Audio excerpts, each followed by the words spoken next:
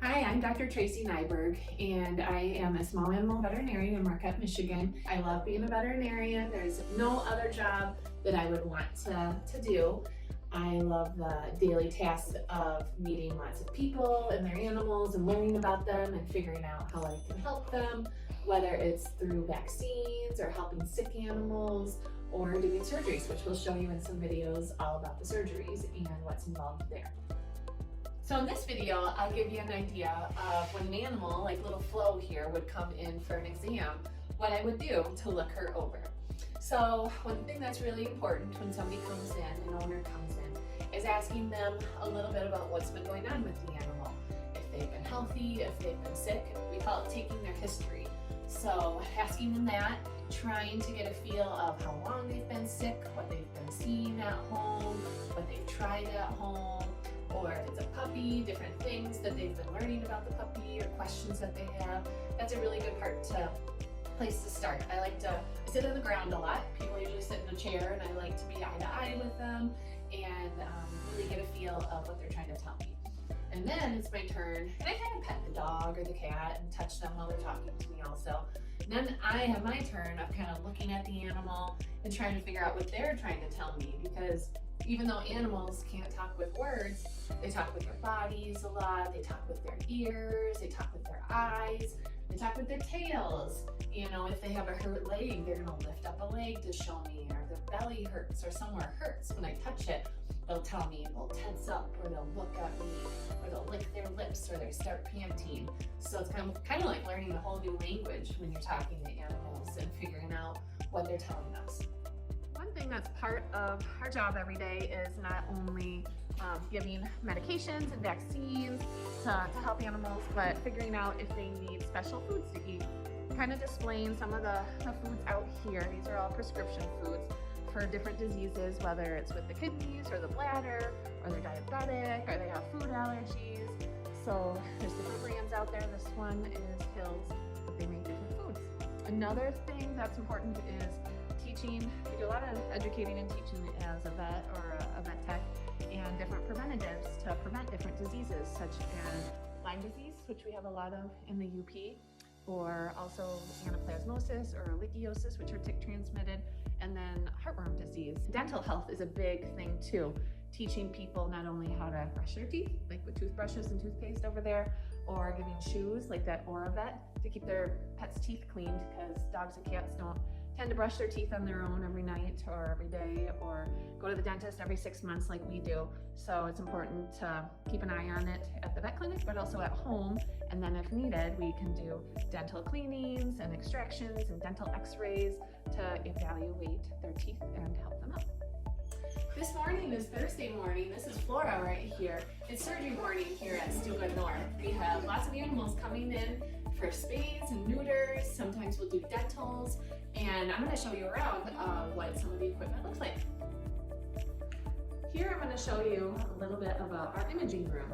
This right here is our digital X-ray, and what we do is we lie an animal on there, and then somebody helping to hold, we kind of turn on our light, and this we change to get right on the area we want to focus on, because we want to minimize radiation to the animal and to us. When we take X-rays, we wear these lead aprons, and we have a little thing we wear around our neck to protect our thyroid gland, and then we have our lead-lined gloves. And this whole room is actually lead-lined to protect X-ray beams from getting out of the room. Once we take the X-ray, it's pretty neat because the images pop right up on this computer screen. This actually was last week. This was a dog who was pregnant, and if you look really hard, you can see, like, this is a little skull right here, and a vertebrae coming down. There's a little skull right here and curled around. There's vertebrae right here, the skull's probably up here, skull right here and vertebrae, skull right here and vertebrae. And we'll do this to look at the puppies and try to count how many puppies. We were a little off actually with this one. I thought I was only seeing 5 puppies, and then the owner called me at about 2 in the morning, and the dog was in labor last night, and she ended up having 7 puppies. So it's not always exact. But I also, when I was looking at this dog, took her over here And this is my ultrasound machine on a cart, and it's very, very helpful to not only look at puppies and giving their hearts and making sure they're healthy, but also if something's going on with an adult dog.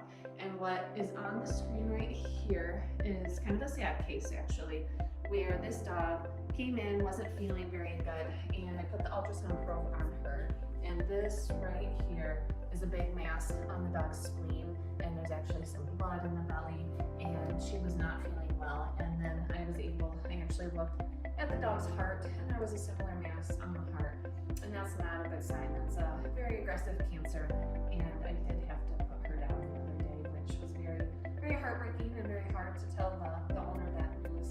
And that's a big part of the job too, not only fun stuff like puppies and surgeries, but sometimes we have to share bad news and help the owner make hard decisions by deciding whether it's time to put their pet down. And even though it is very sad, it's very important because I did not want this dog to suffer or any animal to suffer, and that's part of the job and part of my responsibility in helping these animals and helping our people. So these tools are really helpful. They're really fun to play with. They make my job a lot easier to figure out what's going on with an animal, and we use them every day here.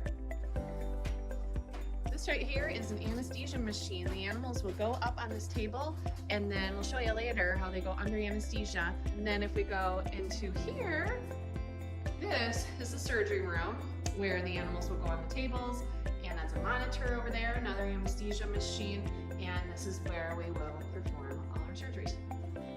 All right, and here is Sherry Queen. She's one of our technicians.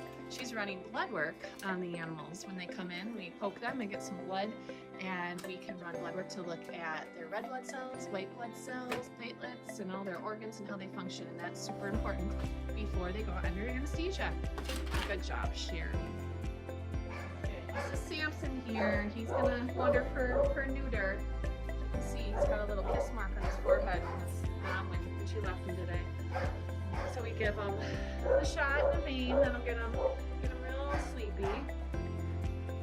Then we're gonna take an endotracheal tube here, it's called, and then that gets put down his trachea. That takes oxygen, and it'll give him anesthesia down to his lungs.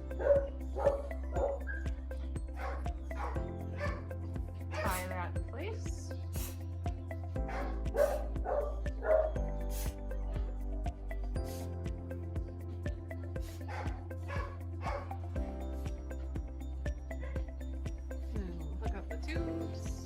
Puff up the cup on it first, and then we hook them up to their anesthesia.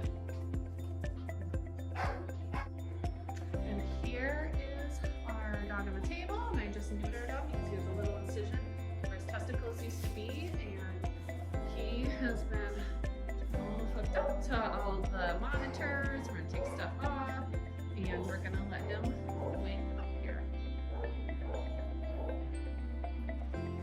So another thing that as a veterinarian you could do if you didn't want to practice would be working at a university, being a pathologist or being a teacher. The government has different jobs for veterinarians. There's a lot of overlap between animal health and human health. So there's different avenues that way. And research, you can be a large animal veterinarian who helps dairy farmers or beef farmers or for chickens or many different avenues to explore